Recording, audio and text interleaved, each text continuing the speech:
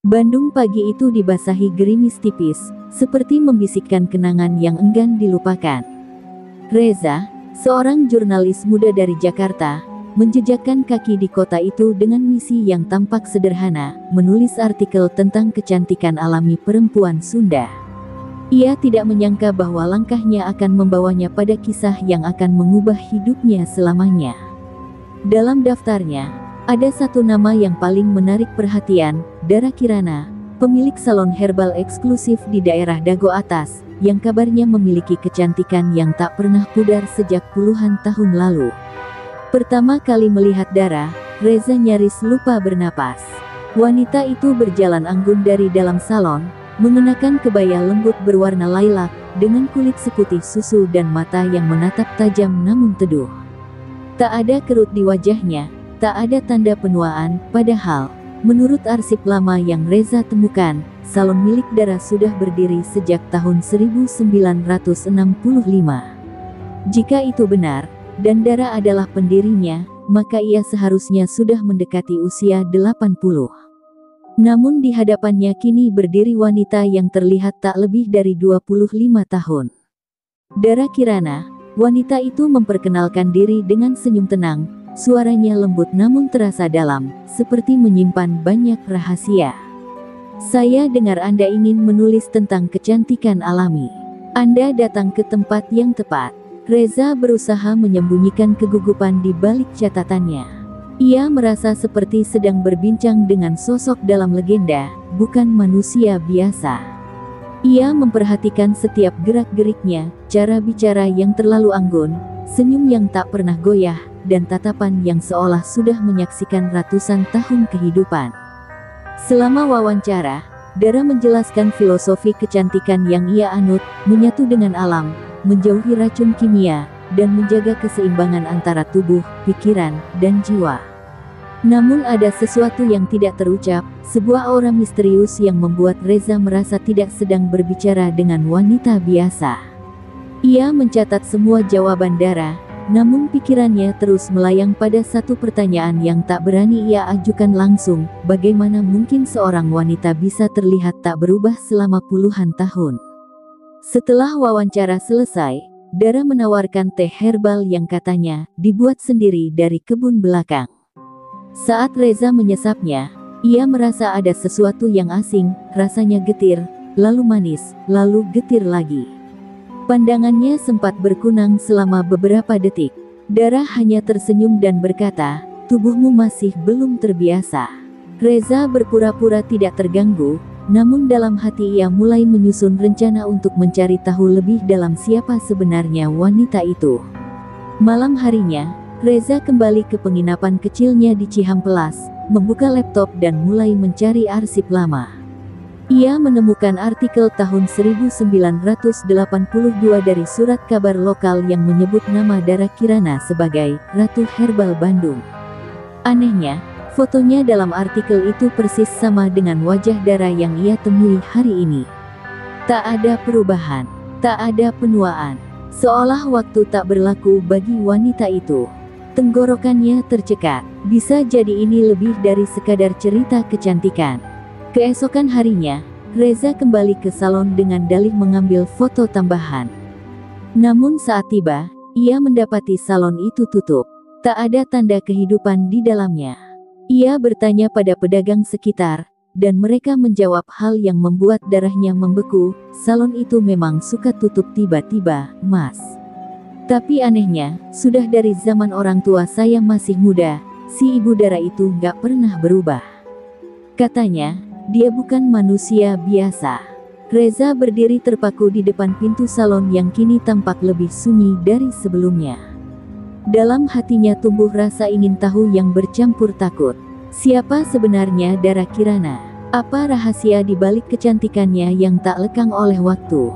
Dan yang lebih penting, apakah Reza siap untuk membuka tirai misteri yang mungkin tak bisa ditutup kembali? Beberapa hari setelah kunjungan pertamanya, Reza akhirnya mendapat kesempatan kedua untuk masuk ke salon Dara. Kali ini, ia datang tanpa janji. Anehnya, pintu salon terbuka, seolah memang sedang menantinya. Di dalam, suasana begitu tenang, hampir menyerupai kuil. Aroma rempah dan bunga melati menyambutnya, menenangkan sekaligus menegangkan. Para pelanggan yang hadir semua tampak cantik dan anggun, namun ada sesuatu yang tak wajar. Wajah-wajah itu terlalu mulus, terlalu sempurna, seperti topeng hidup. Reza memperhatikan seorang wanita paruhbaya yang baru keluar dari ruang perawatan. Wajahnya bercahaya, namun sorot matanya kosong, seperti kehilangan sesuatu. Ia menoleh ke Reza sebentar, lalu buru-buru pergi. Saat Reza menanyakan identitasnya ke salah satu staf salon, perempuan muda itu menjawab dengan nada pelan, "Bu Rina, salah satu klien lama. Tapi katanya setelah beberapa kali perawatan, dia suka lupa jalan pulang." Ucapan itu disertai senyum kaku yang tidak mengurangi rasa aneh yang menyelimuti tempat itu. Semakin sering Reza mengunjungi salon itu, semakin kuat perasaannya bahwa tempat tersebut menyembunyikan sesuatu. Ia mulai mencatat nama-nama pelanggan tetap, lalu mencarinya di media sosial dan berita. Dari 12 nama yang ia kumpulkan, 7 diantaranya tidak pernah aktif lagi sejak beberapa bulan terakhir. 1 bahkan diberitakan hilang oleh keluarganya. Yang membuat bulu kuduk Reza merinding adalah pola hilangnya, semuanya klien eksklusif Dara, dan semuanya menghilang secara misterius.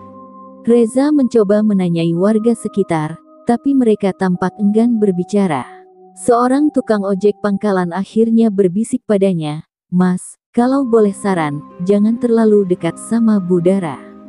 Banyak yang kepo, tapi ujung-ujungnya malah hilang kabar." Ada yang bilang, tiap malam Jumat Kliwon, ada suara perempuan nangis dari dalam salon itu. Suara si tukang ojek gemetar. "Itu tempat bukan sembarang tempat, Mas. Udah dari dulu." Rasa penasaran Reza berubah menjadi obsesi. Ia mulai berjaga di luar salon diam-diam, mencatat siapa saja yang masuk dan keluar. Pada suatu malam, ia melihat sebuah mobil mewah berhenti. Seorang wanita muda turun dengan didampingi 2 pria berjas hitam. Wanita itu tampak ketakutan, namun tetap melangkah masuk ke salon. 2 jam kemudian, mobil itu keluar lagi, tapi hanya sopirnya yang tampak. Reza merasa mual, seperti menyaksikan ritual yang tak bisa ia cegah. Saat ia mencoba menyusup masuk malam itu, ia menemukan bagian belakang salon yang tampaknya tertutup bagi publik, lorong sempit dengan dinding batu dan lentera minyak yang masih menyala. Sebelum sempat melangkah lebih jauh, Dara muncul dari kegelapan. "Reza," suaranya tenang namun terdengar seperti pisau tipis yang menusuk pelan. "Rasa ingin tahumu bisa membawa maut." Tatapannya tak lagi teduh, tapi dingin dan mengancam. Reza buru-buru meminta maaf dan keluar dengan jantung berdegup tak karuan. Selama berhari-hari setelah kejadian itu, Reza dihantui mimpi-mimpi aneh. Ia berjalan di dalam hutan gelap, dikejar suara-suara perempuan menangis. Dalam satu mimpi, ia melihat Dara berdiri di tepi sungai, memegang cermin tua berukir. Dari dalam cermin, muncul wajah-wajah wanita yang ia lihat di salon, semuanya menangis, seolah meminta pertolongan. Reza terbangun dalam keringat dingin, dan satu hal menjadi jelas baginya, ini bukan sekadar bisnis kecantikan. Ini adalah sesuatu yang jauh lebih gelap. Dan di antara semua pertanyaan yang berkecamuk dalam pikirannya, satu pertanyaan menempel paling kuat, apa harga dari kecantikan abadi itu? Dan siapa yang membayarnya? Reza tak bisa lagi membendung rasa ingin tahunya. Setelah serangkaian mimpi buruk dan penolakan halus dari Dara, ia memutuskan untuk mencari tahu sumber ramuan rahasia itu sendiri. Ia teringat percakapan samar dengan warga tua yang pernah menyebut Leweng Karuhun, sebuah hutan larangan di selatan Bandung yang konon dijaga oleh makhluk gaib. Meski dicegah oleh orang-orang sekitar, Reza tetap berangkat ke sana dengan perasaan bercampur antara nekat dan takut. Ia tiba di kaki hutan saat matahari mulai tenggelam, dan kabut tipis mulai menari-nari di antara pohon pinus tua. Langkahnya terasa berat, seolah setiap pohon menyimpan pandangan yang mengawasi. Ia mengikuti jejak setapak kecil yang tampak baru dilalui seseorang. Di sepanjang jalan, Reza melihat tanaman-tanaman aneh yang belum pernah ia lihat sebelumnya, berdaun ungu gelap, berbunga merah darah, dan mengeluarkan aroma tajam bercampur manis. Ia tahu, ini bukan sekadar hutan biasa. Ini tempat yang menyimpan kekuatan lama, kekuatan yang tak sepantasnya disentuh manusia biasa. Tiba-tiba, suara pelan seperti nyanyian terdengar dari kejauhan. Reza merunduk dan perlahan mendekat ke arah sumber suara.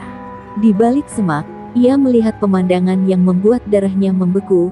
Dara berdiri di tengah lingkaran batu tua, dikelilingi lilin dan bunga-bunga aneh, sedang memetik dedaunan dari semak hitam. Wajahnya berubah.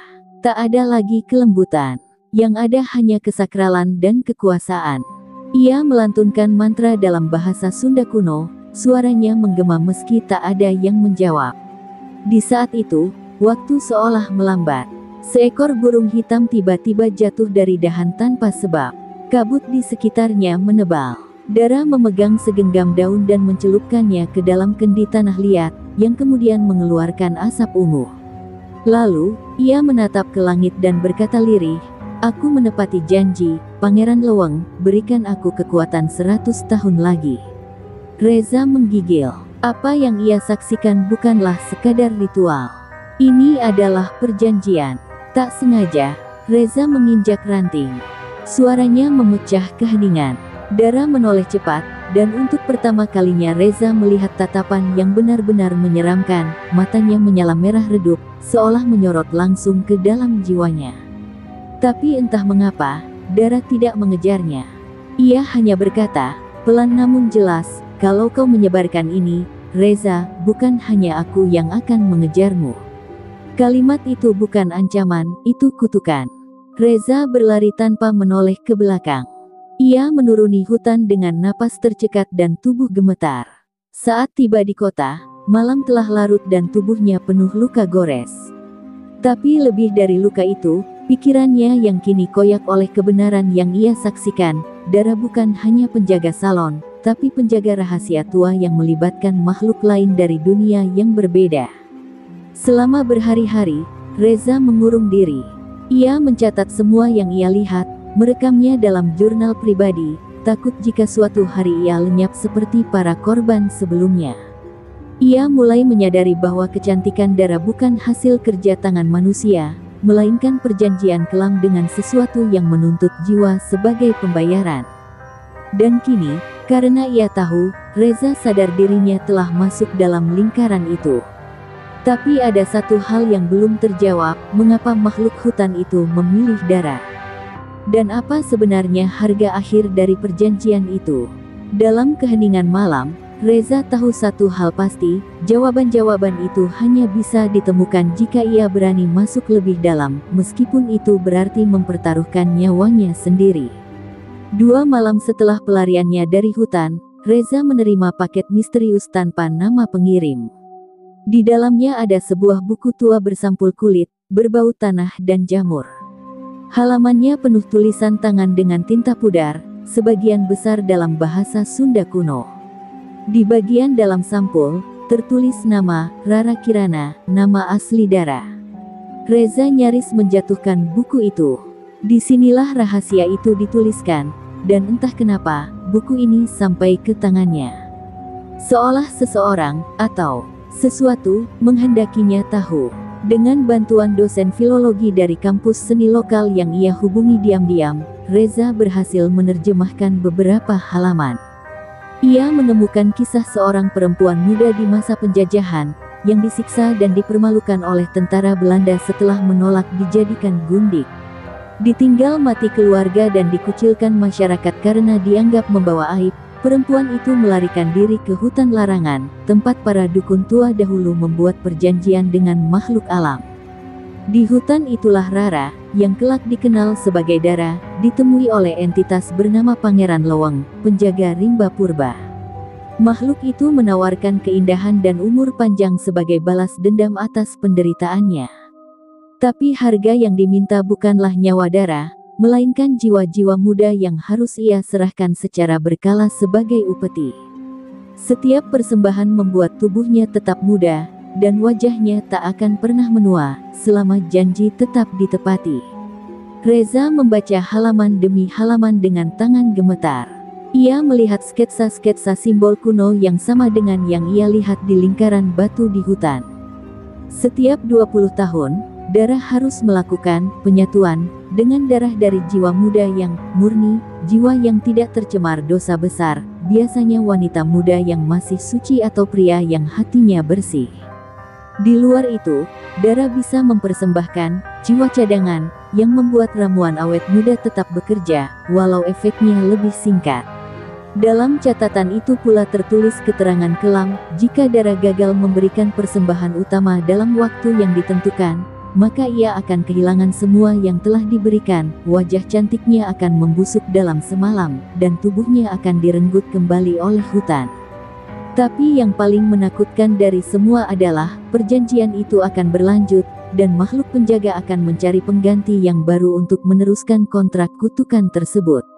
Reza duduk terdiam di sudut kamar kosnya, buku terbuka di pangkuan, tubuhnya tak bergerak selama berjam-jam. Dalam hatinya, amarah dan rasa kasihan beradu. Dara bukan hanya pelaku, dia juga korban dari masa lalu yang gelap dan penuh luka. Tapi berapa banyak nyawa yang telah ia korbankan demi kecantikan dan balas dendam itu. Dan sekarang, waktu persembahan utama sudah dekat. Reza sadar, Dara sedang mencari jiwa murni berikutnya. Pikiran Reza segera tertuju pada wanita yang ia lihat terakhir kali memasuki salon, wanita muda yang tampak ketakutan. Apakah dia korban berikutnya? Dan jika Reza tak bertindak, apakah ia akan menjadi jiwa cadangan berikutnya?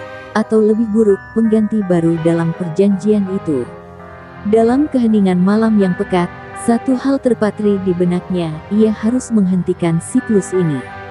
Tapi untuk itu, ia harus masuk ke jantung kutukan, dan menghadapi Dara, bukan sebagai wanita cantik dari Bandung, tapi sebagai penjaga rahasia berdarah yang telah hidup di dua dunia terlalu lama. Malam itu, Reza kembali ke salon Dara.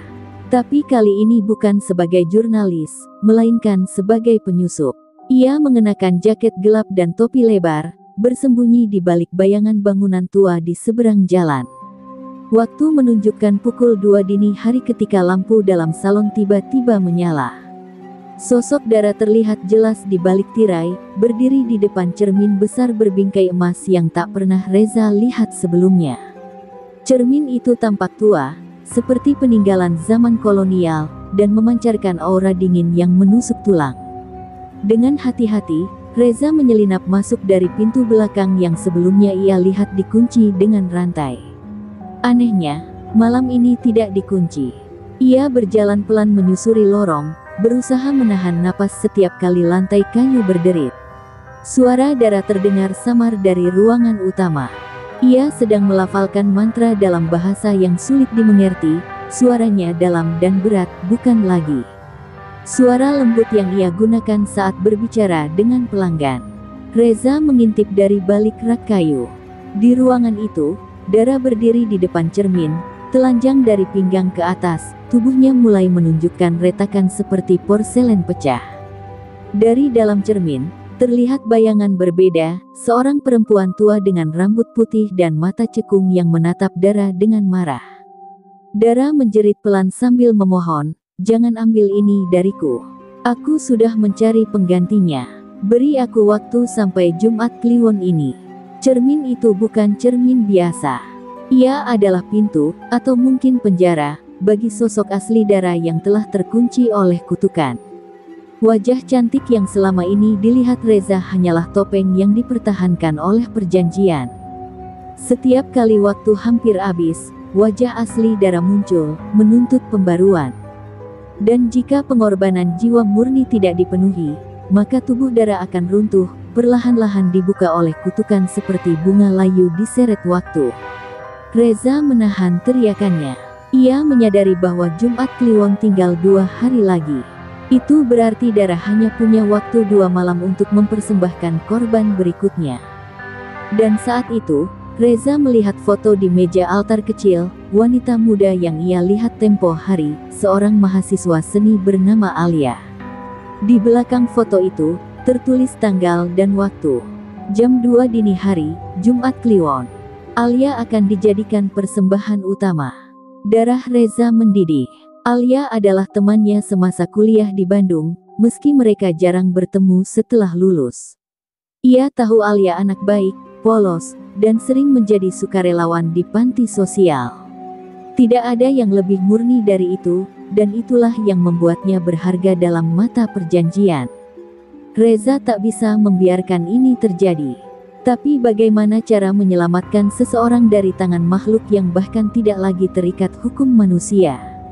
Tanpa sadar, Reza menyentuh cermin. Permukaannya bergetar seperti air, dan bayangan wajah tua itu menatapnya. Suara lirih terdengar di benaknya, "Kau telah melihat terlalu banyak, Reza. Kau harus memilih, menggantikan Dara, atau menjadi korban selanjutnya." Reza terjatuh ke belakang, tubuhnya gemetar. Ia baru menyadari bahwa sekarang, bukan hanya Dara yang mengincarnya. Cermin itu telah mencatat namanya. Kutukan itu telah membelitnya, dan waktu semakin menipis. Jumat Kliwon tiba dengan langit yang kelam dan angin kering yang berdesir tanpa arah. Reza sudah bersiap sejak sore. Ia telah menghubungi Alia lewat pesan singkat, memintanya untuk jangan mendekati salon Dara dengan alasan apapun. Tapi pesan itu tak pernah dibalas. Entah mengapa, Reza merasa Dara sudah lebih dulu mencium niatnya. Alia mungkin sudah dalam pengaruh sihir, atau lebih buruk, sudah berada dalam ruang ritual. Waktu hampir habis. Reza membawa buku kutukan peninggalan Dara, beberapa jimat dari seorang dukun tua yang bersedia membantunya diam-diam, dan senter kecil yang sudah dililit benang merah, simbol penolak makhluk halus. Malam itu, ia masuk ke salon dengan paksa, memecahkan kaca jendela belakang. Suasana di dalam sangat berbeda. Seluruh lampu mati. Di lorong, hanya nyala lilin yang menari-nari, menerangi dinding yang kini dipenuhi simbol darah dan bunga kering. Bau dupa dan sesuatu yang amis menggantung di udara. Di ruang utama, Dara sudah menunggu, mengenakan kain ritual berwarna hitam merah. Di depannya, Alia terbaring tak sadarkan diri, tubuhnya dibalut kelopak bunga dan tali dari akar pohon tua. Cermin tua berdiri di belakang mereka, memancarkan cahaya kehijauan seperti kabut busuk. Dara menoleh dan tersenyum dingin. "Kau datang juga, Reza. Takdir memang tidak bisa dihindari.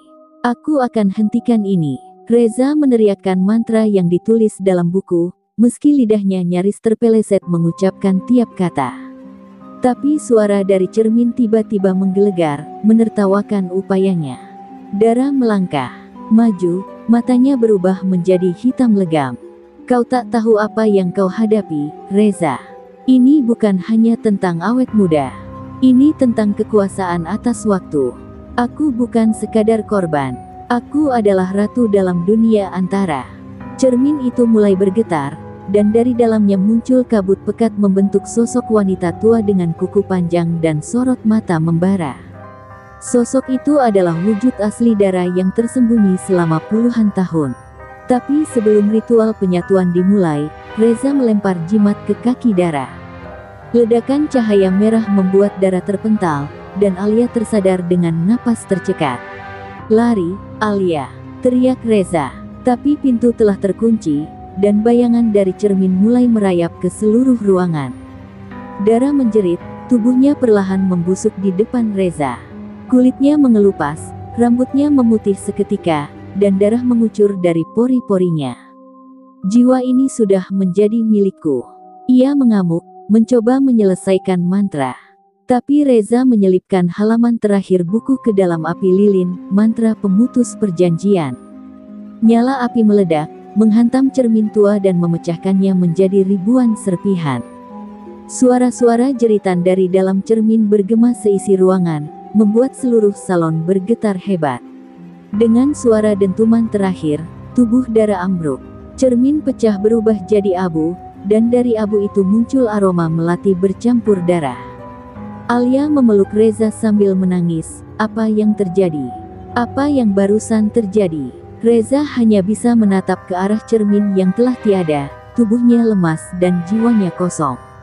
Ia tahu kutukan itu belum benar-benar hilang, ia hanya dipatahkan, untuk sementara. Dan dalam bayangan terakhir, dari pecahan cermin yang masih mengilap di lantai, Reza melihat refleksi dirinya.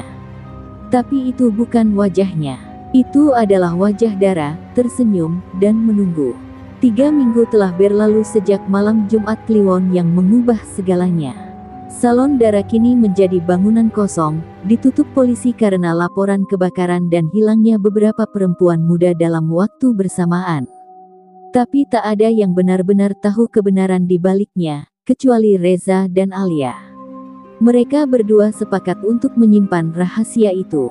Dunia tak akan percaya, dan mereka sendiri masih sering terbangun di malam hari oleh bayangan tawa Dara di sudut kamar. Alia mencoba menjalani hidup normal.